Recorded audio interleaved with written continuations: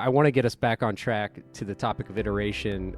Our friend Joe Lopez says something that I think is highly applicable here, which is make it, then make it good. And I think he has found tremendous success following that. Is that called a maxim? I'll call it a maxim. With him, it's not even that he just says it. He does it all the time. It's a difference maker, and I've said it to myself, and I've applied it. And I will tell you, I can't think of a ton of situations where I was unhappy with trying.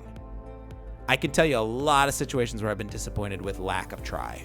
I think that particularly in marketing, particularly in these sorts of endeavors, just make it, then make it good. Ultimately, it's really just a way to rephrase, just get started. And what does it take to get started? Like, what's the first change you make? Well, for me, it starts with your mindset. We've alluded to it a little bit, but there's kind of an openness that you need to have. And then just making sure you have the motivation to pursue a lot of different paths.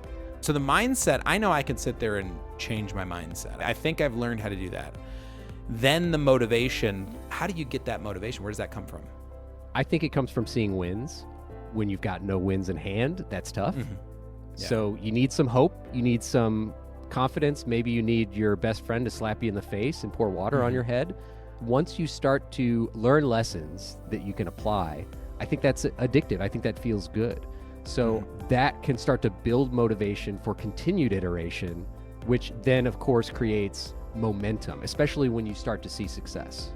And we talked a little bit about not being discouraged by failure and not thinking of failure as the end of the line. You've reached the end of this particular strategy. Maybe you tweak it, or maybe you totally pivot.